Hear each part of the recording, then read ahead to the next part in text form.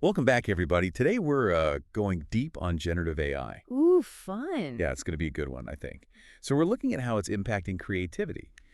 And to help us out, we've got this document. It's called, That's a long one. yeah, it is. It's called Generative AI Creativity, Unleashing the Future of Art, Music, Literature, and Design. Quite a mouthful. That's one way to put it. But it does cover a lot of ground. It really does. And it can be hard to keep up with everything that's happening with AI right now. Oh, absolutely. Things are moving so fast. Yeah, so think of this deep dive as your cheat sheet. I like that. Yeah. Yeah, Yeah. cheat sheet to understanding this creative revolution that's happening right now with AI. Exactly. Yeah. So maybe we should start with what even as generative AI? I feel like we hear that term all the time, but Yeah, it gets thrown around a lot. what does it actually mean? Okay, so in a nutshell, generative AI, it's a type of artificial intelligence that can create new content. Okay, so not just like analyzing data that's already out there. Right. Right. It's not just about recognizing patterns. It's about actually creating something new. So instead of just recommending songs I might like, Right. it could actually write a song in the style of my favorite band. Yeah, exactly. Like imagine teaching a computer to paint, Okay. but you're not showing it a million paintings. You're teaching it the rules of like light and shadow and composition. So it's like understanding the fundamentals of art. Exactly. And then using that understanding to create something completely new. Wow. Okay, that's pretty mind-blowing. It is. And that's why we're seeing this explosion of creativity in AI right now. Right, and it feels like it's been in the last few years that this has really taken off. Yeah, I mean, deep learning, that's been around for a while, Right. but it's really in like the 2020s that we've seen it applied to creativity in such a powerful way. And so all these tools are becoming more accessible than ever. Exactly. That's the exciting part. Yeah, so it's not just like big tech companies. Right. Like anybody can potentially get their hands on this and No. start. Exactly. It's really democratizing creativity, which is super exciting. So this document we've got Mm-hmm. goes into a lot of different areas where AI is making a splash. Yeah. And one that really caught my eye was dynamic narratives. Oh, yeah. Chapter 13. Yeah. So what's the deal with that? Okay, so dynamic narratives, they're basically stories that can react to the reader's choices. Like choose your own adventure books. Kinda, but way more sophisticated. Okay. The AI isn't just giving you a set of pre-written paths. It's actually generating the story in real time based on what you do. So every time you read it, It could be different. whoa. So it's like you're co-creating this story with the AI. Exactly. And it could be applied to all sorts of genres. Okay, so Yeah. beyond just, choose your own adventure stuff. Right. Like imagine a historical fiction story Okay. where the AI is crafting the world and the characters based on the decisions you make as you're reading. That's wild. So it's almost like you're playing a video game, but, Yeah, there's definitely some overlap there. but you're reading a book at the same time. It's blurring the lines between different forms of media. This is blowing my mind. It's pretty cool stuff. So, okay, we've got dynamic narratives, but then there's also AI music composition. Oh, yeah, that's chapter 14. Yeah, and I gotta say, I am not a musical person at all. Uh-huh.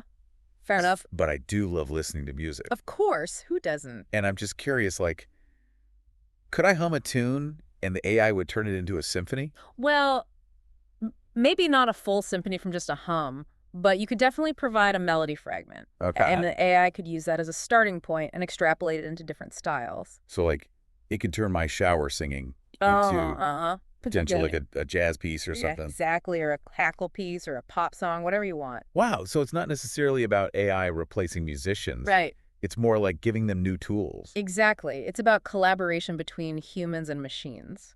That's really cool. Mm. And speaking of pushing creative boundaries, this document also talks about how AI is being used in visual art. Oh, yeah. Chapter 15. Yeah. And I was reading about this project called The Next Rembrandt. Oh, yeah, that was a fascinating one. So they trained an AI on all of Rembrandt's paintings. Right. His entire body of work. And then the AI created a brand new painting in his style. Yeah, it was incredible. It looked just like a real Rembrandt. And that raises all sorts of questions about authorship and originality. Absolutely. Like, can AI truly be original, or is it just a very sophisticated mimic? Yeah.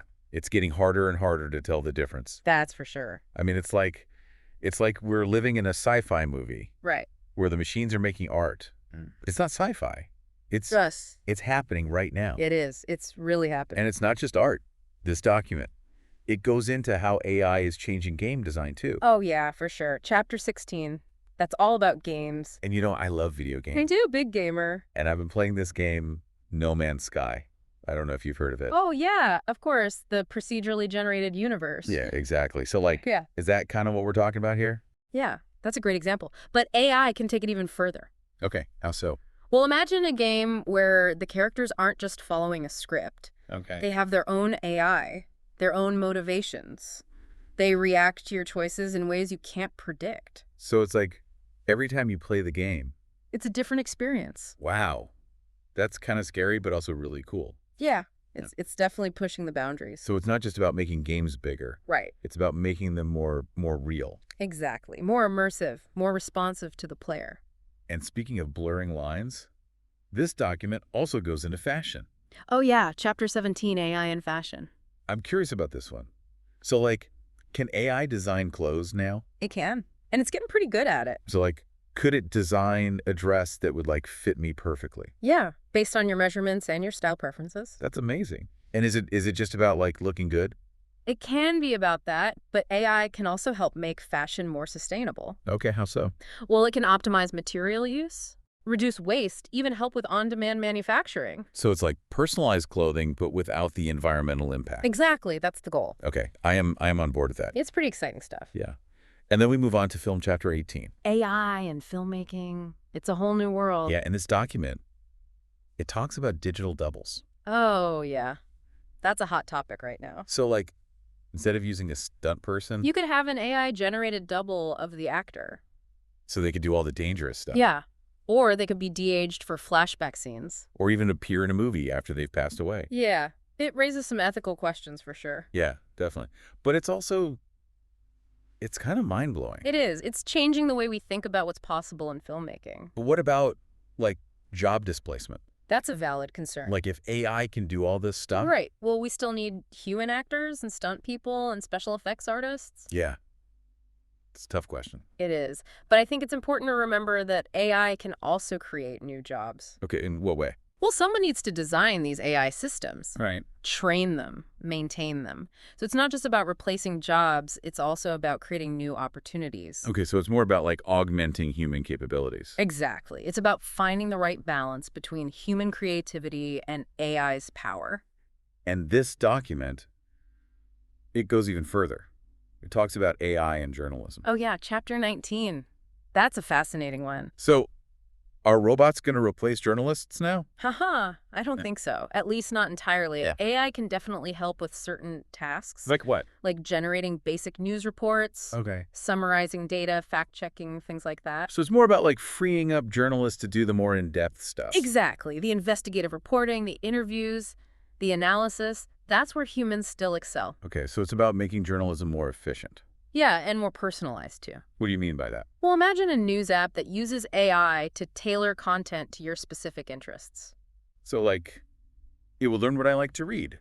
Exactly. And then it would create a curated feed of articles just for you. That's pretty cool. It's like having a personal news assistant.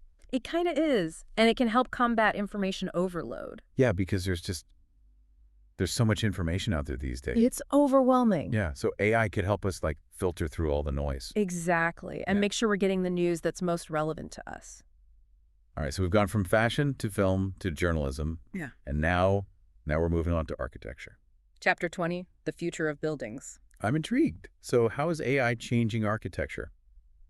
Well, it can help architects design buildings that are more than just aesthetically pleasing. Oh. It can help them design buildings that are functional, sustainable, even adaptable. Adaptable, what does that mean? Well, imagine a building that can change its layout, Okay. adjust its energy consumption, respond to environmental conditions, all thanks to AI. So it's the building is intelligent. In a way, Yeah. yes. It's about creating buildings that are more responsive to the needs of the people who use them. That's pretty wild. Yeah. So it's not just about, making buildings look cool. Right. It's about making them work better. Exactly. It's about using AI to create a better built environment for everyone.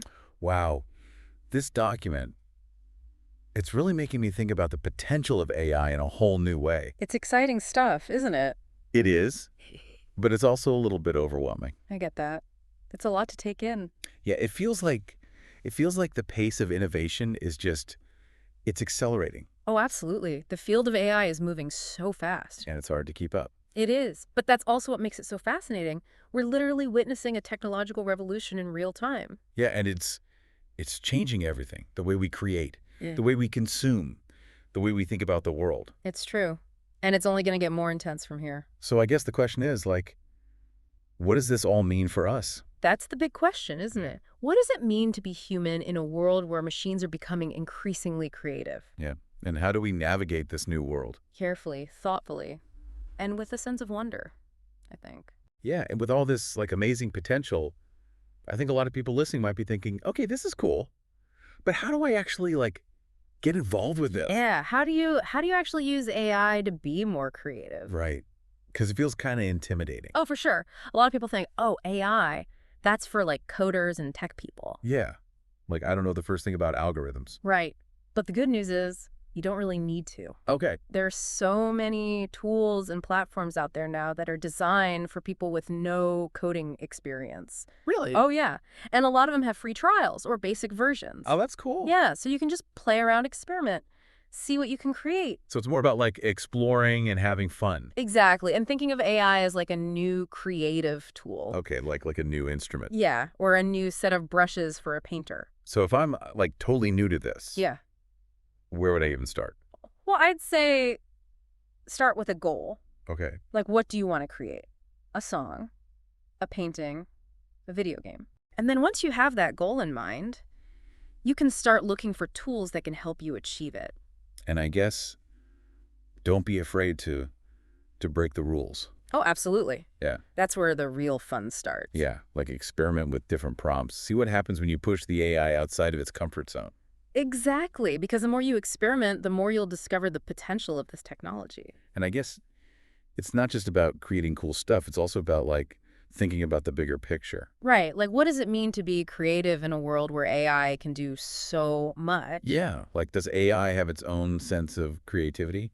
Or is it just mimicking what humans have already done? Those are tough questions, Yeah. and there are no easy answers. Yeah, it's like AI is forcing us to re-examine what it means to be human.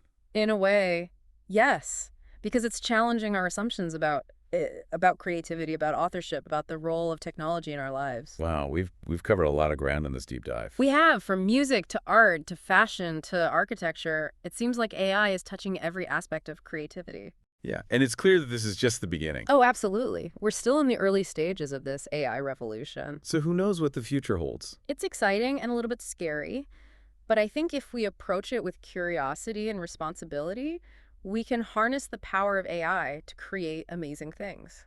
Yeah, I think that's a great note to end on. So to everyone listening, we hope you enjoyed this deep dive into the world of generative AI and creativity.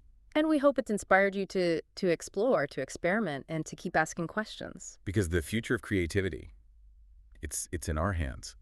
And with AI as our partner, the possibilities are truly endless. So go out there and create something amazing. And we'll see you next time.